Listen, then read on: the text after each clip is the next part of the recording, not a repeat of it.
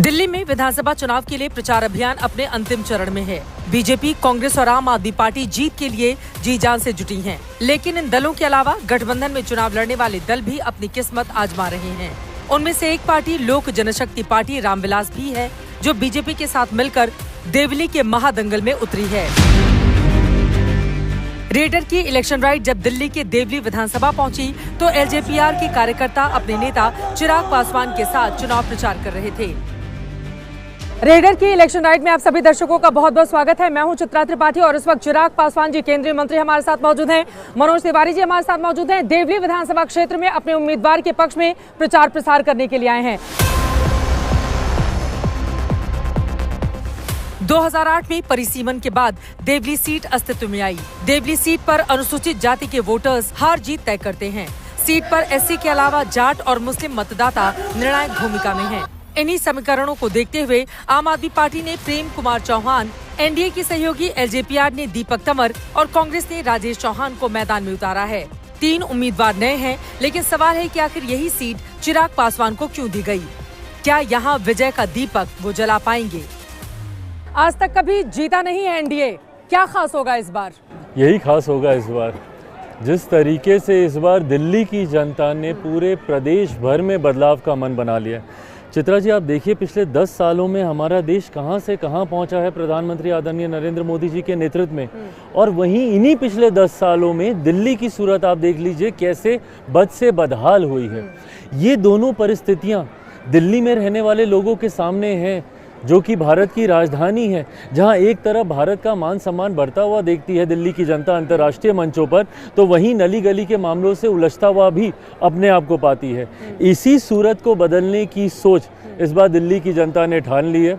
जिस सीट का आप जिक्र कर रही हैं, देवली की सीट ही नहीं बल्कि इस बार आप देखिएगा हम लोग एक बड़ी जीत के साथ दिल्ली में भाजपा के नेतृत्व में सरकार बनाने जा रहे हैं। लेकिन भाजपा ने भी चुनकर वो सीट दी है ना। देखिए यहाँ पर 65,000 करीब वाल्मीकि हैं, 10,000 पासवान समाज के लोग हैं, 40,000 के आसपास जो अल्पसंख्यक समुदाय के लोग हैं उनकी मौजूदगी है, सवर्ण भी अच्छे। तो आपको चुनकर वो सीट दी गई है ताकि जहां जहां से बीजेपी को वोट नहीं मिलता है वो चिराग पासवान को मिल जाए। तो आपको लग रहा है कि यहाँ का अल्पसंख्यक समुदाय जो आम आदमी पार्टी को वोट करता रहा है वो आपके पाले में आएगा? मुझे लगता है कि एक सहयोगी की भूमिका ही यही होती है।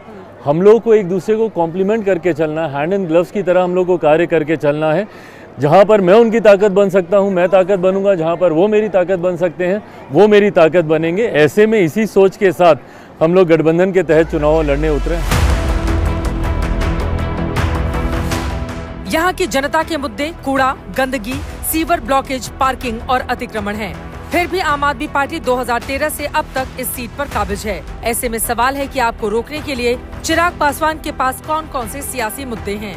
कौन कौन से मुद्दे हैं जिसको लेकर देवली में आप पूरा दांव लगा रहे हैं? देखिए, सबसे पहला मुद्दा तो जो झूठे वादे करके पिछले 10 सालों से इन लोगों ने दिल्ली की जनता को, पूर्व मुख्यमंत्री केजरीवाल जी के नेतृत्व वाली सरकार ने जिस तरीके से सिर्फ झूठ बोला, बड़े बड़े दावे वादे करके आई थी, ये वही दावे वादों में ये उलझ के रह गए।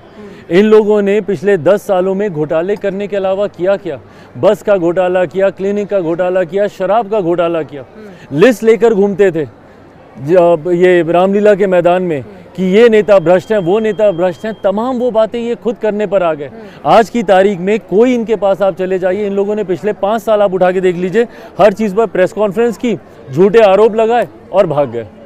आपने किया क्या झूठे आरोप लगाने के अलावा? आप बार बार कहते हैं कि भाई एलजी साथ नहीं देता, केंद्र की सरकार नहीं देती, तो माइट एज वेल इस बार दिल्ली की जनता उस सरकार को चुने ना जिसका साथ केंद्र की सरकार दे।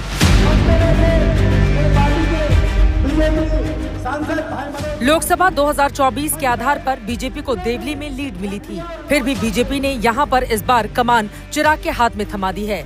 चिराग ने दीपक तंवर पर दांव लगाया है और यमुना के पानी को लेकर इतना बवाल चल रहा है। अब वो कहने, देखिए 26 जनवरी को उसका पीपीएम लेवल क्या था, अभी हमारे इतना हल्ला मचाने से, हमारे कहने से अब उसका पीपीएम लेवल डाउन हुआ है। यमुना के पानी में जहर मिला रही है बीजेपी, ये आरोप उनके हैं। ध्यान भटकाने का जो प्रयास इनके द्वारा किया जा रहा है, सफाई का वादा कर कर ये लोग सरकार में आए थे, क्या हुआ उस वादे का? आज हर मन से माफ़ी मांगते नहीं फिर रहे। तो आप मुझे बताइए ना, जो अपने पिछले 3 वादे जिसपे इन्होंने हर मंच पर, इंक्लूडिंग आई थिंक आपके मंच पर भी ज़रूर ये कहा होगा कि अगर मैं इन वादों को पूरा नहीं कर पाया तो अगली बार मुझे वोट मत देना। आप मुझे बताइए कि क्यों दिल्ली की जनता इस बार विश्वास करेगी? आप एक एक करके आपने 5 साल करके आपने दिल्ली की जनता के 12-13 साल बर्बाद कर दिए हैं 2013 से लेके अभी तक।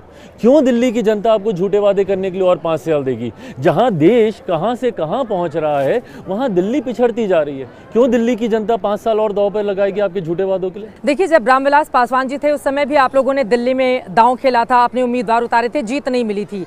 तो क्या इस बार आपको लग रहा है कि यहाँ पर देवली की जनता का आशीर्वाद मिलेगा? क्योंकि अरविंद केजरीवाल तमाम फ्री की योजनाओं के जरिए वो कह रहे हैं कि हम तो गरीबों की, झुग्गी झोपड़ियों वालों की बात करते हैं और हमको वोट मिलेंगे। अगर आप गरीब कल्याण की योजनाओं का जिक्र करें तो बताइए केंद्र सरकार से बेहतर कहाँ?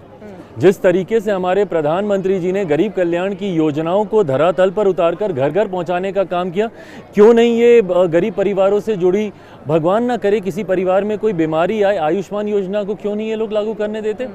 आज हमारी सरकार ने, हम लोगों ने वादा किया कि दिल्ली में हमारी सरकार आएगी 10 लाख रुपए तक का मुफ्त इलाज हम करके देंगे, 2500 रुपये महिला को हम लोग हर महीने देने का हम लोग काम करेंगे। ये गरीब कल्याण की योजना का ही असर है चित्रा जी कि आज देश भर में 25 करोड़ से ज़्यादा लोग गरीबी रेखा से बाहर निकले हैं।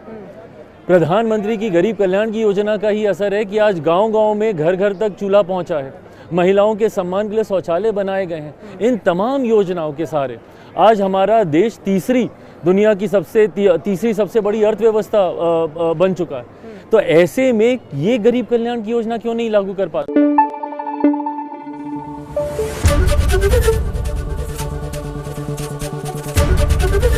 एबीपी न्यूज आपको रखे आगे।